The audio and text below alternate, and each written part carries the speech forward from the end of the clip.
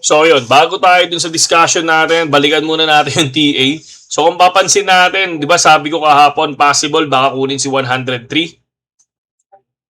Ay, 103, 123. So kung mapapansin natin, hindi nakuha si 123 pero nakuha si 122, 300. Tapos biglang nag-big dump, no? So grabe yung big dump kung mapapansin nyo, no? Sobrang haba hanggang 104 yan mga kapatid, no? Hanggang 104 yan. Tapos kung mapapansin nyo dito mga idol, no, makikita nyo yung tweet ni Crypto Rover, no? A 200 million Bitcoin short was open just minutes before Trump announcement, then close at the bottom with 104 million profits. Funds are now withdrawn. Who knew in advance, no? Parang ang nangyari dito sinadya di ba? So napansin nyo, parang sadya yun nangyari, no? Talagang sinabayan di ba? Makikita nyo, nag-short siya tapos nakapag take profit ng 104 talaga, no? USD 104 ang Bitcoin. So nakakaduda nga to mga kapatid, no? Pero kung mapapansin nyo dito sa area na to, ako ayoko muna magbigay ng TA. I think hanggang bukas itingnan ko muna kung anong possible na mangyari kasi wala lang, medyo masama lang kutob ko no? So mamaya makikita nyo kung bakit masama yung kutob natin. So for BTC, yan yung nakikita natin dyan. So, no TA muna tayo. Tapos sa ETH. Sa ETH, maganda naman ang TA natin sa ETH. Kung mapapansin nyo, no? Teka, hindi yan. Nasa Aster muna tayo. Yung ETH kasi doon ako sa spot nag-guhit niyan. So, sa Aster, kung mapapansin natin, ito siya, no? So, talagang nag-drop, no? Doon sa mga support na binigay natin.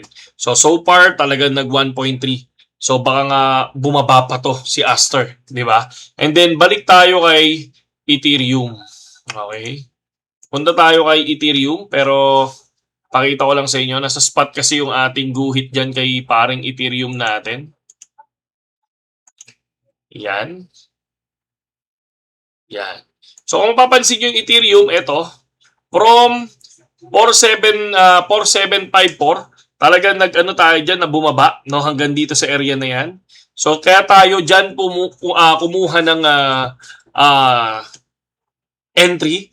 Kung mapapansin natin, sunog ako dyan mga idol. No? Makikita nyo, sunog ako pero mababa lang mga idol yung sunog natin. I think 13 USDT lang mga idol. Kasi alam nyo kung bakit?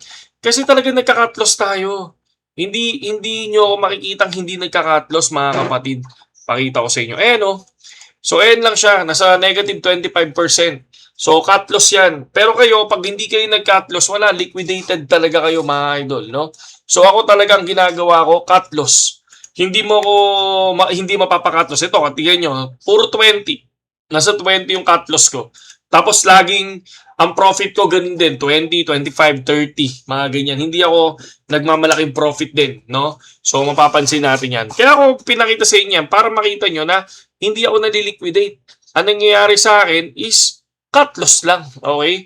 Kaya nakakabawi tayo mga idol. Ito, Ethereum, medyo titingin-tingin pa tayo dito ulit sa graph. No? So, for example, dito sa area na to, fake out yung nangyari. So far, bumaba siya ulit. So, etong support na to, hindi na to support for me. So, gagawa tayo ulit tomorrow. Bukas, gusto ko gumawa bukas. Ayoko lang muna sa ngayon. Okay? So, pinapakalma muna natin yung market. Kasi kahit na Saturday, galaw siya ng galaw. Di ba? So, ngayon, pakita ko lang sa inyo to mga idol. Okay? Eto. No? So, kung mapapansin nyo, si Quinten, no? ETH48, COVID crash, 1.2 billion in liquidation. FTX crash, 1.6 billion in liquidation. Today, 19.3 billion in liquidation. So, you wish you bought during the COVID crash? This is your COVID crash. So, ngayon, no, ito yun. So, meaning, sabi nila, ito daw yung COVID crash. Okay? Na 19 billion. So, ibig sabihin, sabi nila, possible, hindi pa daw to yung bear market. Kasi bakit? Nag-bear market nung nag-crash na si FTX. Eto, tong area na to. Pero para sa akin, grabe naman na to.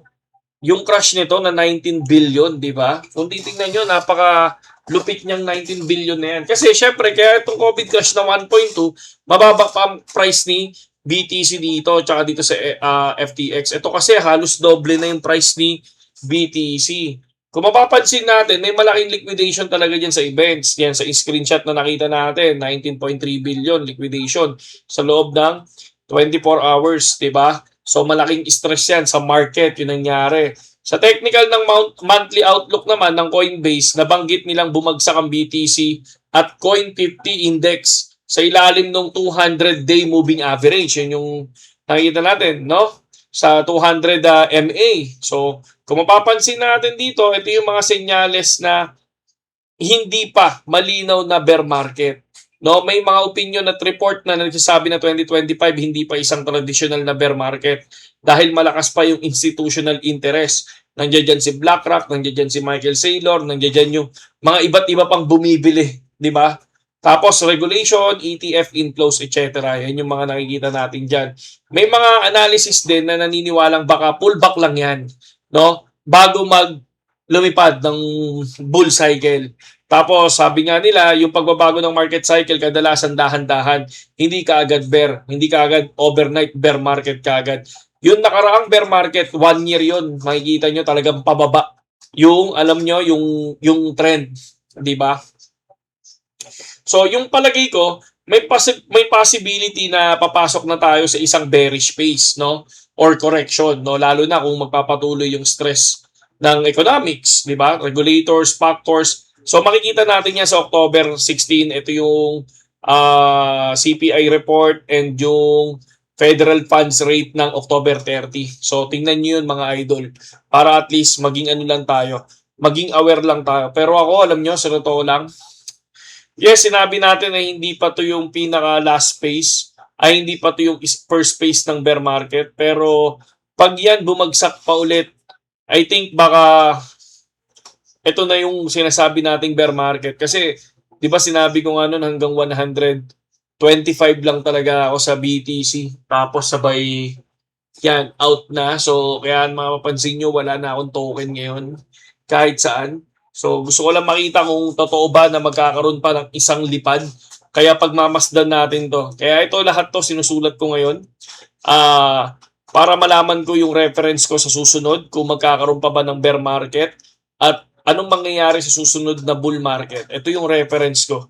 Para at least kahit pa paano, hindi ako maligaw sa susunod na cycle mga kapatid. Okay?